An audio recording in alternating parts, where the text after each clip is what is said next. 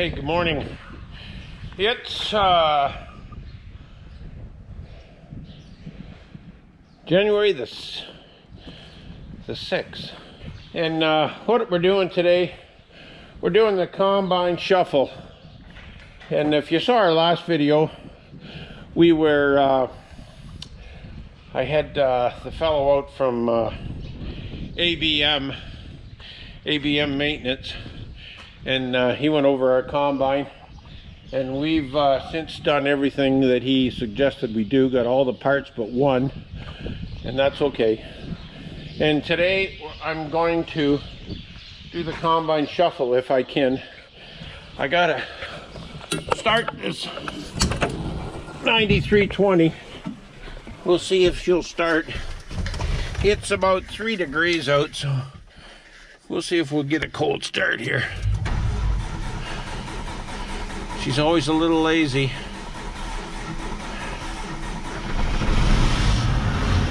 There she goes.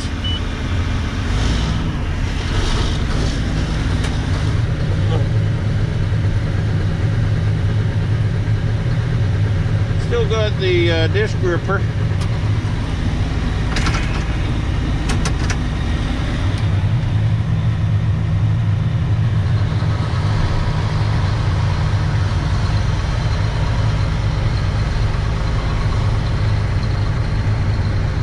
Not much frost. Probably could rip if it wasn't so damn wet.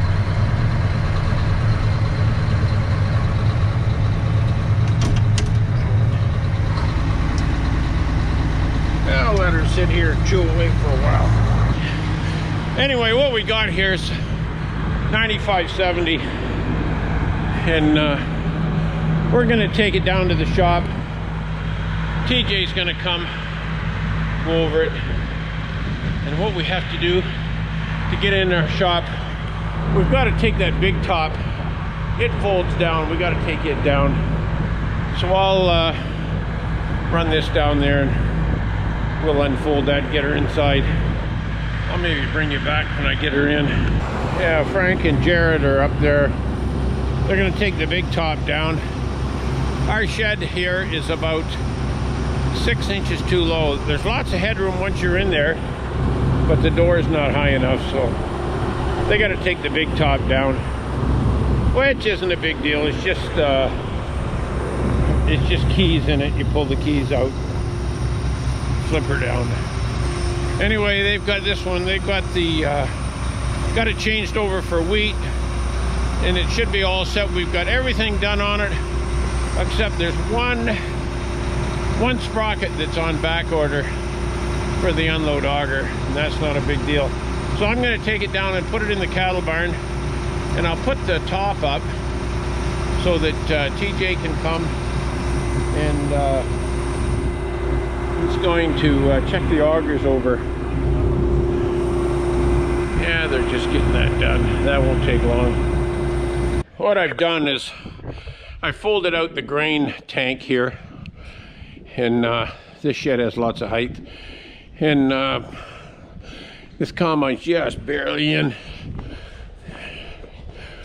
maybe sticking out a little bit. Anyway, it's only going to be here probably till the weekend. TJ's going to come, and he wants to have a look at the augers in the tank, and we couldn't do it in that other shop because it's not high enough, so he'll get that done, and then we'll take it and put it back in the shed where we got it at my place, and it'll be there till summer.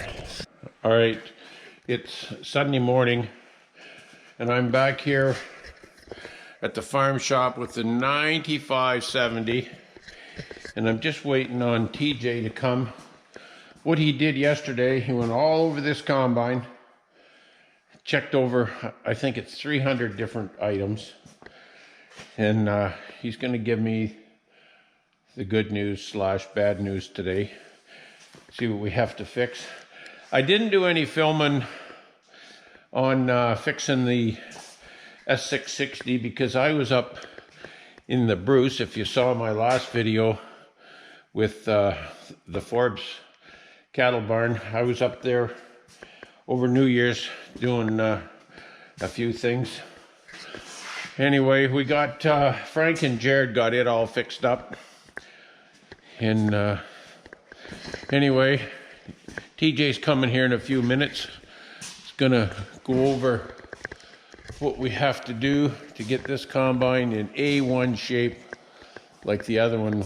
The only thing we had done, we had brought the combine in, took the concaves out because they have to come out anyway.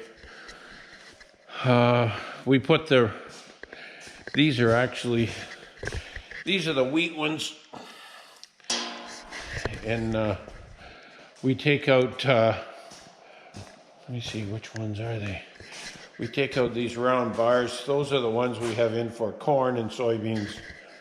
And this combine doesn't do corn on our farm anyway. It might have done corn before we got it.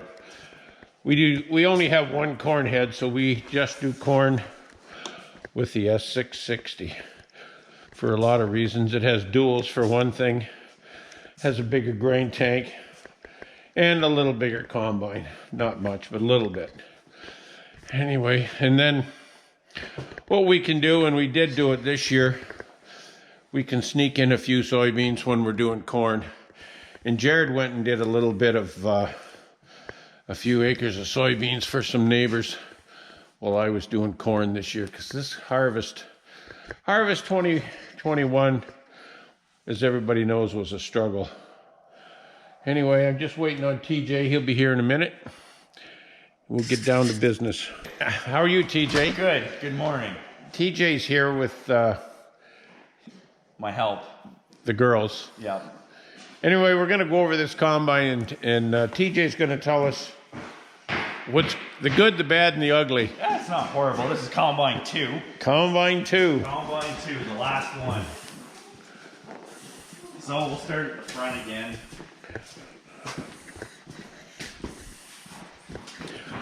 The feeder house chain is whooped.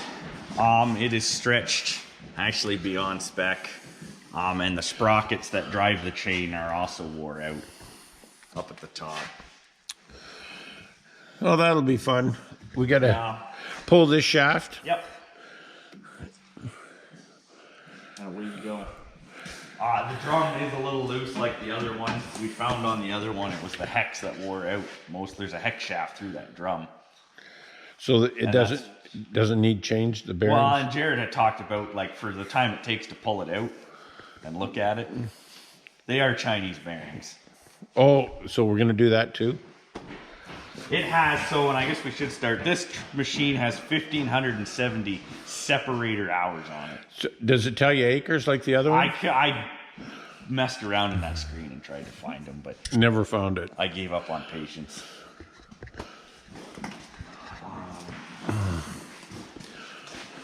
And we go back this side. We've got some wear on the rotor flighting. So there's like a corkscrew on the front of the rotor here. So that flighting right there has got to be changed? Yes. Is it little pieces? It's in two parts. So there's a back half and a front half. We can only see the back half. The front half, we got to take the plastic cover off the front.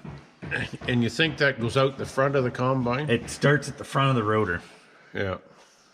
And we're starting to wear on the uprights off the rotor that hold it. And so we're actually wearing on the rotor instead of the flighting. Yeah. So these are done and have been new.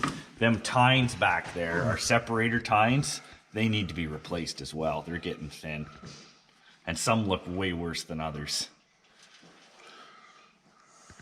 Yeah. Other than that, everything else up here looks good. We got another loose tie rod on this side again. And them rubbers you got to change? Well, when you put the new tie rod on, it'll come with the new rubber, but on the other side, this rubber's cracked. Oh, so we should get a rubber for the other side? Yeah, like the rubbers are cheap compared to a $300 tie rod. It's the labor to put them on. How about the unload chain? Unload chain is good. The sprockets are good. The unload auger, the vertical and the horizontal, is very thin. So, again, It's a trip to Elmer's Flighting. Elmer's Flighting. Your favorite place. My favorite place. And if you've seen all of our videos, if you go back, I was at Elmer's Flighting. And one thing, like Todd likes to say, or maybe it's me likes to tell Todd, when they build an auger, they build that bitch heavy. So we're going to put Elmer's Flighting augers in this combine. So there you go. So maybe I can get Joey to come down and help me put them in. Joey, he watches all our videos from up at Peterborough. Be a holiday down here for him. Yeah. There's the idler for the unload chain. I have it off on the bench, but it is whooped as well. Oh, I see it on the bench. Yeah. That's where that comes from. Chopper's in good condition. I'll show you. This is the cracked boot right here. And what happens is it cracks, dirt gets in with the grease, and then it wears it out prematurely. So if you clean that right up, Put a new rubber on it. pack some grease in there and slide the new rubber on. That's what took out the other side. Is dirt got in Oh, there yeah, and it started yeah. working. Tailing system's good. The chain needs to be tightened a little bit. The clean grain chain is in bad shape on this one, as well as the sprockets, top and bottom. And we did the other one. It's not a huge job. No, Probably this one's never been done. no, and you can see it's at the end of its adjustment already. And if you wanted to be cheap, you could take a link out of the chain. But, geez, if that chain ever breaks, it's an awful mess. Yeah. I think we'll throw a new one in it. Yeah.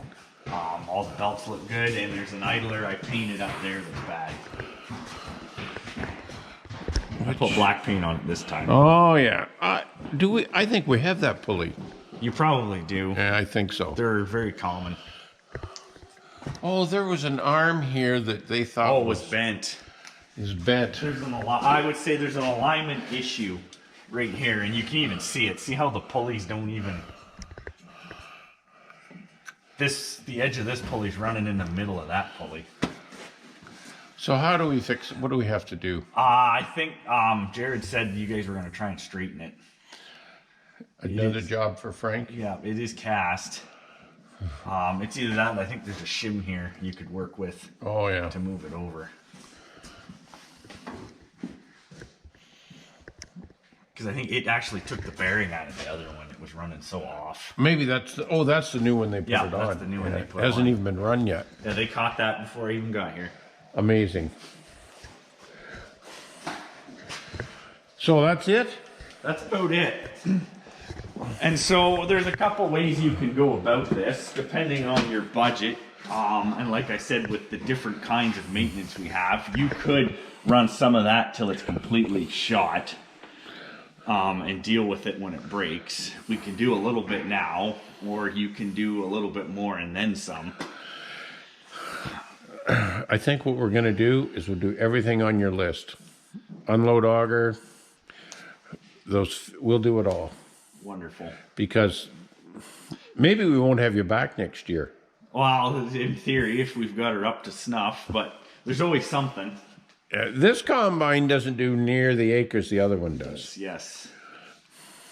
So like I said, depending on your budget, like maintenance doesn't mean you have to spend it all at once. You can pick and choose what you want to do to fit your budget. Now, and it was a great year, so we're finding a lot of people are just... Now's the time to get her done. Fix it. Yeah, I think that's what we're going to do. And it's not even hard. Like, even they've spotted that pulley. Like, even if you walked around every morning as you grease things, wiggle this. I always do. Frank does both combines. What we do, we always fill the wagons at the end of the day. Yep. In the morning, we go out to retrieve the wagons. Frank stays with the grease gun. Somebody comes with the fuel tank. We fuel them up. Frank goes over them. And then Frank brings a set of wagons to town, and we're done. And they're ready to roll for Another day. Yeah. We use wagons instead of trucks, mostly because we don't have enough A or DZ drivers. It's getting to be a problem anymore. We have 2 trucks that And one thing with wagons, you can unhook them at a farm and go to the last farm and pick up the other wagons. Where if you got trucks, then you need somebody to give you a ride. Yeah. And we never have that person. They never seem to be there. Especially with 2 machines and a buggy, that's a lot of help. Yeah, it's a lot of help, yeah. And then hauling it away. Yeah, these 2 machines really work good in wheat. With the buggy and 2 machines, we can keep 2 guys on the run. Wheat's going to be a scarcity this year. Yeah. In Lambton. We won't be long doing wheat this year. No. Anyway, well, that's good. Well, thanks, TJ. Yep. Thanks for coming, and I look forward to your list. Anyway, I guess that's gonna about do it for the video. I know it's kind of short, but anyway, I want to thank you for watching. If you like this video, now would be a good time to give us a like. If you haven't subscribed, we need subscribers. And if you know how the YouTube works, the more likes we get and the more subscribers we have, the more often we show up on their screens when you're watching. You got anything to say? Stuck for an answer? You gonna come up to the beach again? Oh, good. Anyway, we'll catch you on the next one.